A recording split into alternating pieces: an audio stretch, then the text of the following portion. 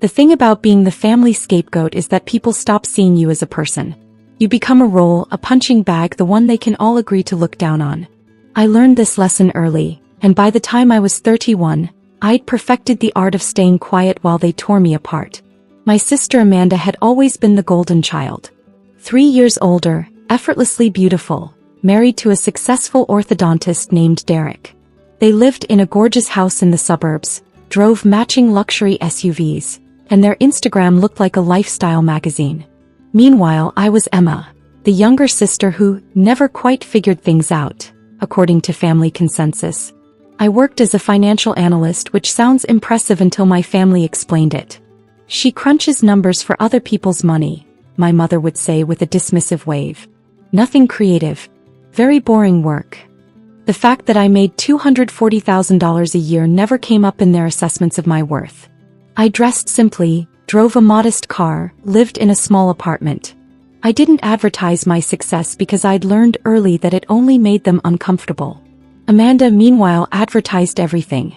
New designer bags appeared in her posts weekly. Vacation photos from Cabo, the Maldives, Greece. The Christmas after she got married, she surprised everyone with Cartier bracelets. $8,000 each, she made sure to mention. Our mother wore hers constantly, showing it off to her book club friends. What nobody knew was that I'd been the one making Amanda's minimum payments for the past 4 years. It started innocently enough. She called me crying one night, her voice panicked. I made a mistake. Derek doesn't know, but I maxed out a credit card on the house renovations. The payment is due and I'm short. Can you cover it just this once? I'll pay you back. The payment was $890. I sent it without hesitation because that's what sisters do. The second time was 3 months later. The renovation went over budget. Just $1,200 this time. I promised last time. Then it was the car payment. Then another credit card I didn't know existed. Then a personal loan she'd taken out for a business opportunity that fell through. By the end of year 1, I'd paid $23,000 of her debt. I'm going to pay you back everything, she swore each time. Derek's getting a raise. I'm cutting back.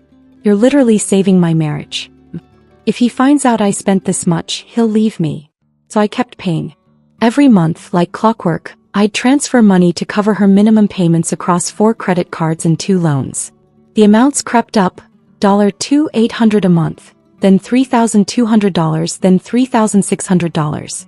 She kept spending, kept accumulating, kept coming back with tears and promises. By year 4, her total debt had ballooned to $87,000.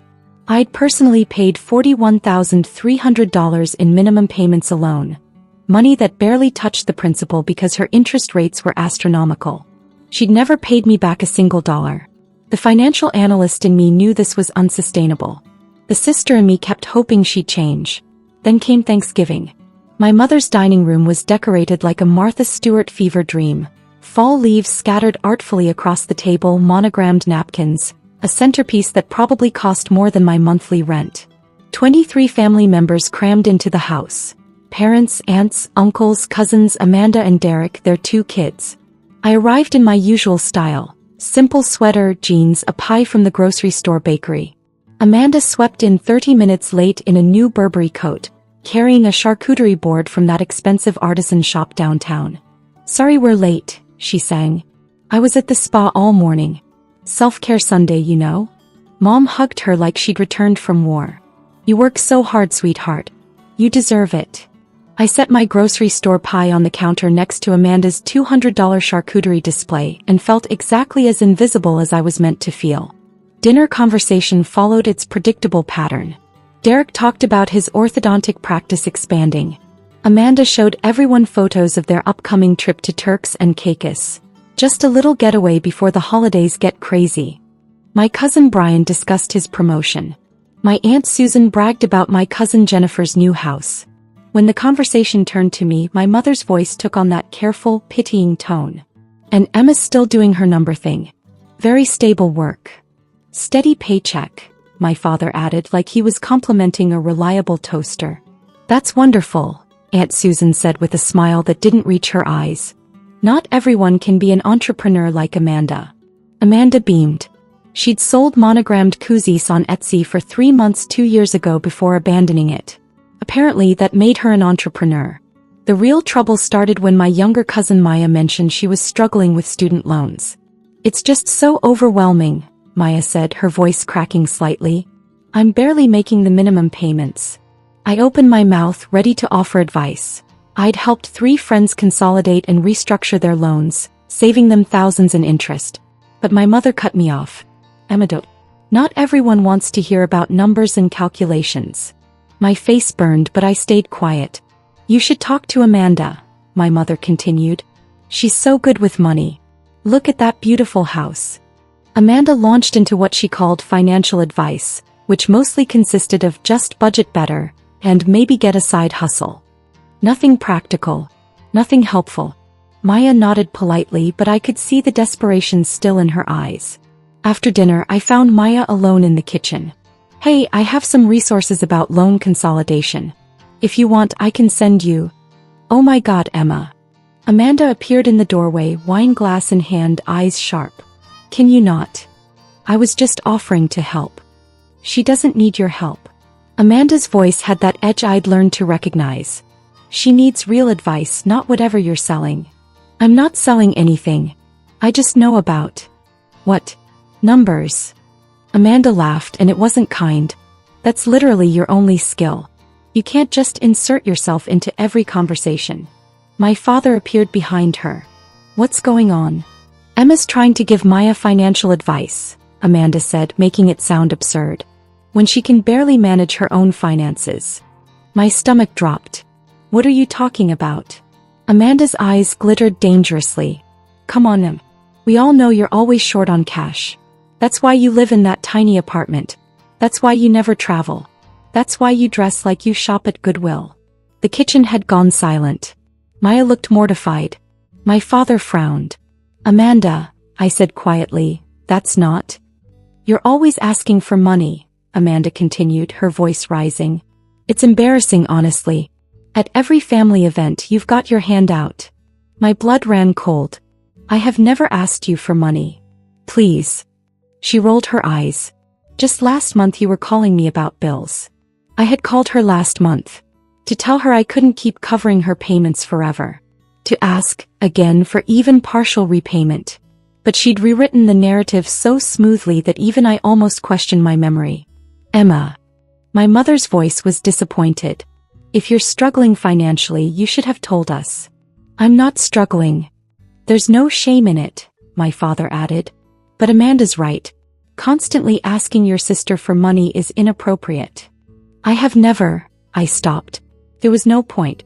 I could see it in their faces. They believed Amanda. They would always believe Amanda. "This is exactly what I mean," Amanda said, gesturing at me with her wine glass. "Always so defensive. Look, we get it. You're not good with money. But you need to stop making it everyone else's problem." The room was staring. Maya looked like she wanted to disappear. My aunts had appeared in the doorway, drawn by the drama. Amanda was on a roll now. "I mean, I feel bad for you, I really do. But at some point you need to take responsibility for your choices. Get a better job. Budget better. Stop begging for money from family members who actually have their lives together." Something in her voice, that casual cruelty, that absolute certainty that she was superior, made something crack inside me. I'd been paying $3,600 a month. Every month. For 4 years. I'd paid her car insurance when she forgot. I'd covered her kid's private school enrollment fee when she was between opportunities. I'd sent money for groceries when she claimed Derek was being unreasonable about the budget. $41,300. And she was standing in my mother's kitchen in her Burberry coat, drinking wine that probably cost $80 a bottle, telling everyone I was a charity case. I pulled out my phone. "Emma, what are you doing?" My mother's voice was sharp. "Taking responsibility for my choices," I said calmly. I opened my banking app and navigated to scheduled payments. There were 6 of them, all scheduled for the first of each month. 2 credit cards, 1 personal loan, 1 car payment, 1 insurance payment, 1 household expenses payment. All going to Amanda. My finger hovered over the first one. "Stop begging for money," Amanda sneered, emboldened by the audience. "It's embarrassing." Everyone nodded in agreement. My mother, my father, my Aunt Susan. Even Derek looked uncomfortable on my behalf. I smiled. You're right. Then I canceled the first payment. The second, the third. Within 90 seconds, I'd canceled all 6 recurring transfers. Then I texted my bank directly through the app. Please stop all payments on the following accounts. I listed Amanda's credit card numbers, which I'd memorized from 4 years of paying them. I looked up. Amanda was still talking something about how family helps family, but there are limits. Her face was flushed with wine and righteousness. Her phone buzzed. She ignored it. It buzzed again. Anyway, she continued, I just think. Buzz, buzz, buzz. 3 more notifications in rapid succession. Amanda pulled out her phone, annoyed. Her face went pale. What? Derek asked. Nothing. It's nothing. But her hands were shaking slightly as she stared at the screen.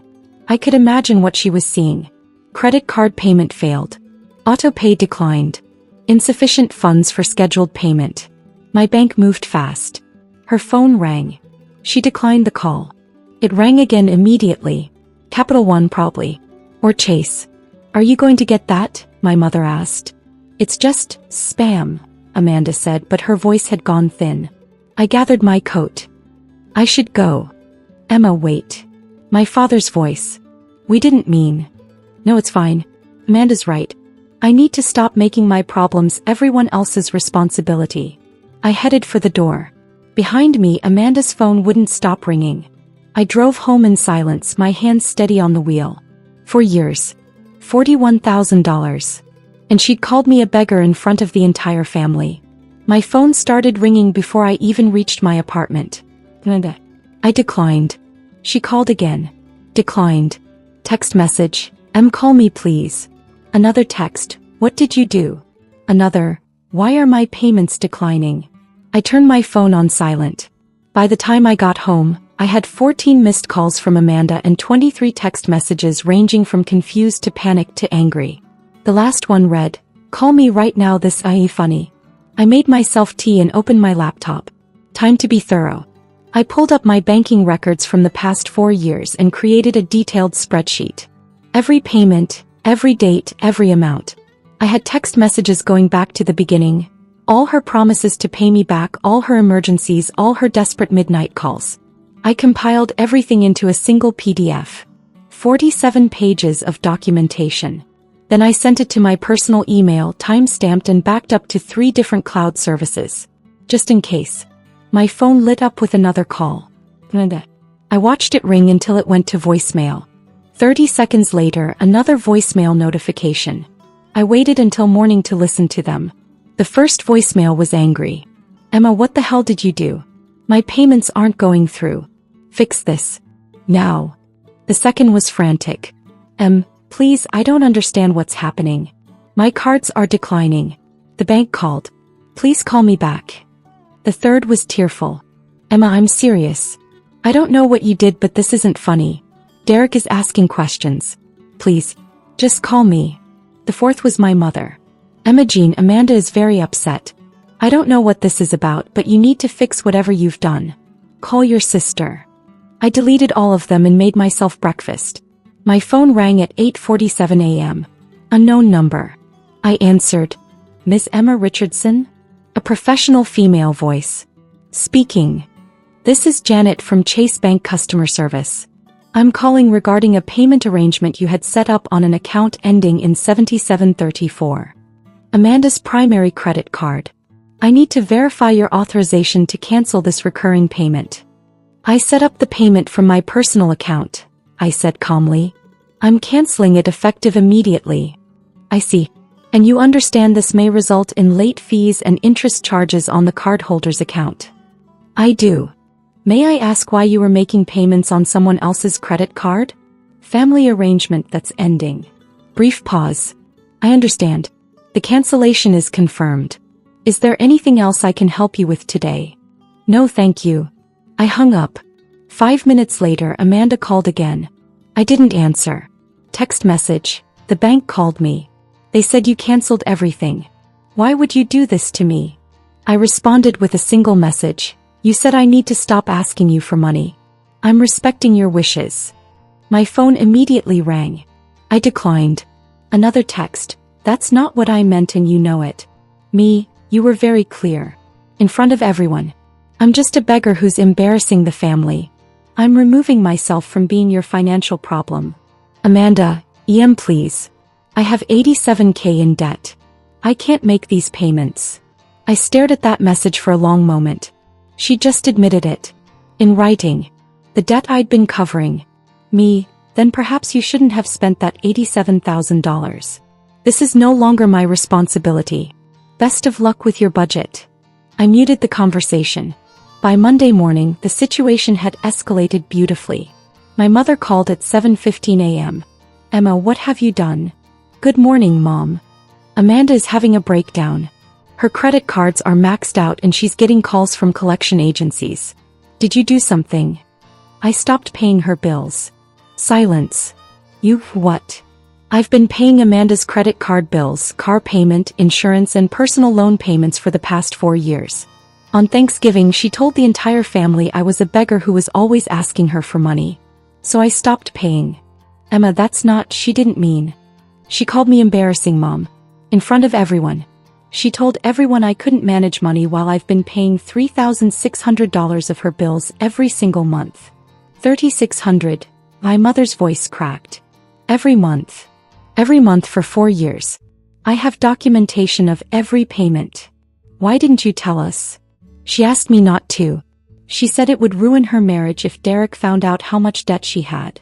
My mother was quiet for a long moment. Emma, regardless of what Amanda said, you can't just cut her off like this. She needs. No. My voice was firm. She needs to take responsibility for her choices. Her words. I'm done enabling her spending addiction while she tells everyone I'm the one with money problems. She's your sister. And I've given her $41,300 over 4 years. Without a single dollar paid back. While she bought Burberry coats and went to Turks and Caicos and called me a charity case. My mother had no response to that.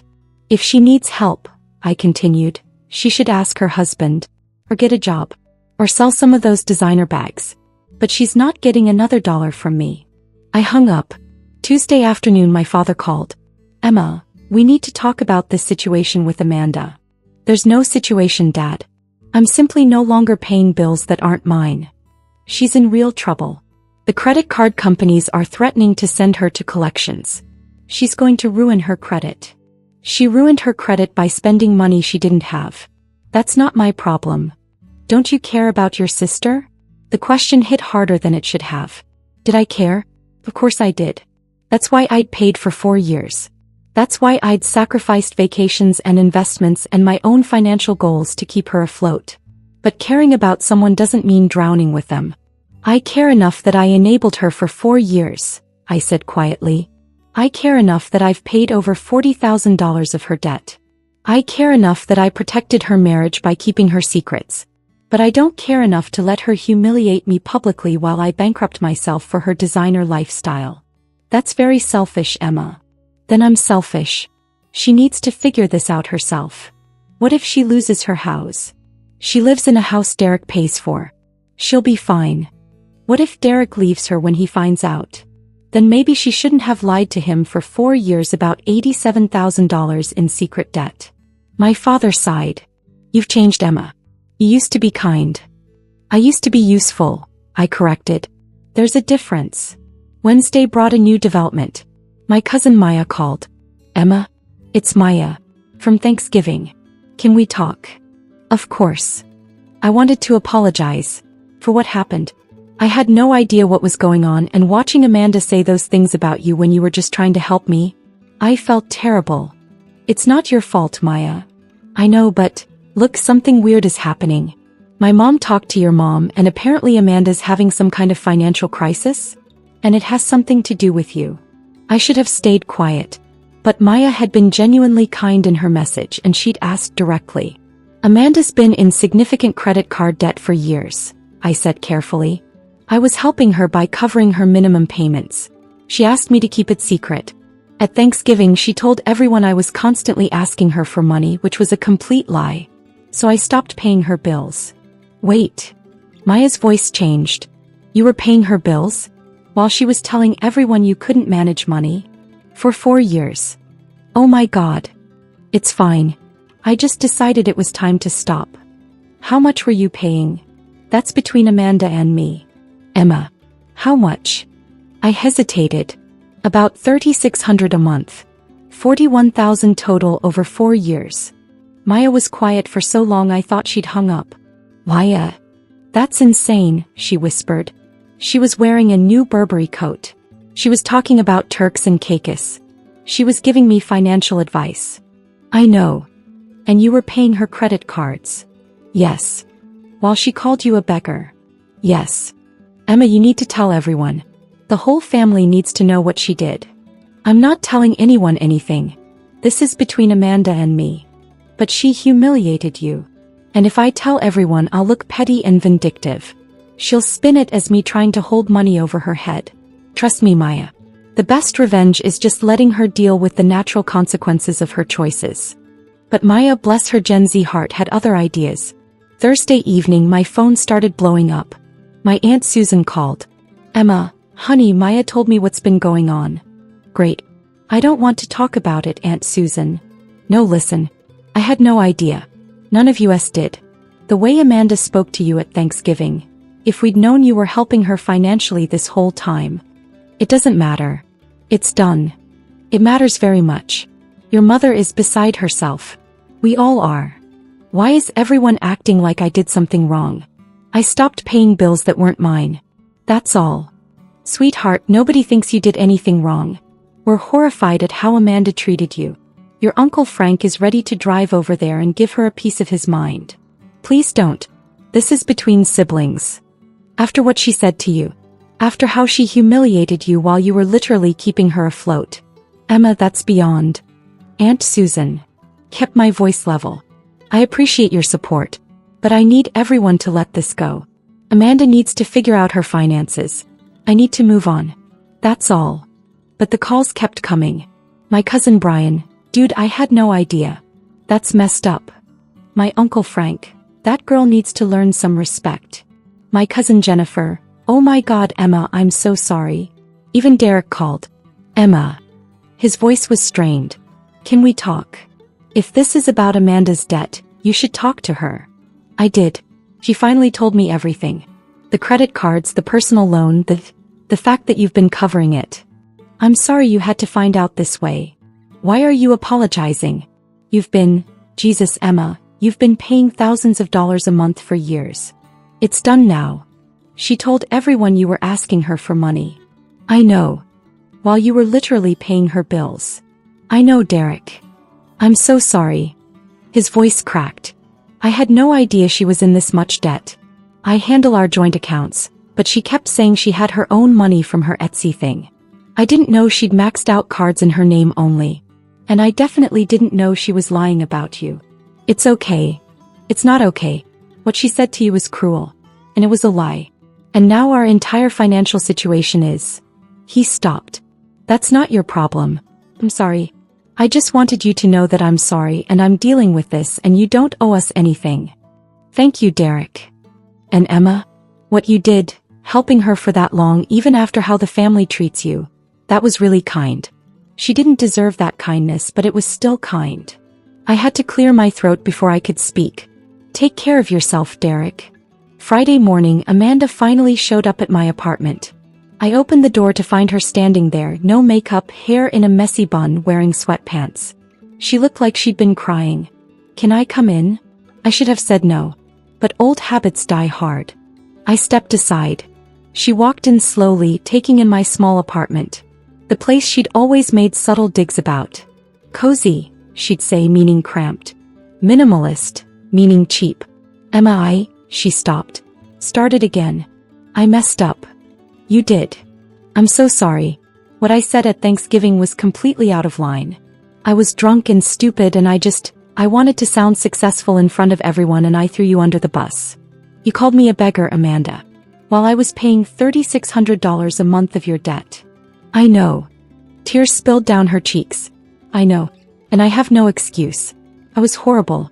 But Emma, I'm drowning here. The credit card companies are calling constantly. Derek is furious. He's talking about making me get a job and sell my car and cancel the Turks and Caicos trip and... Good. She looked up shocked. Good, I repeated. You're $87,000 in debt, Amanda. You should get a job. You should sell the luxury SUV. You absolutely should cancel the Caribbean vacation. But Derek will know how bad it is. Derek already knows. He called me yesterday. Her face crumpled. This is going to ruin my marriage. No. Your lying ruined your marriage. Your spending ruined your marriage. Not me stopping enabling you.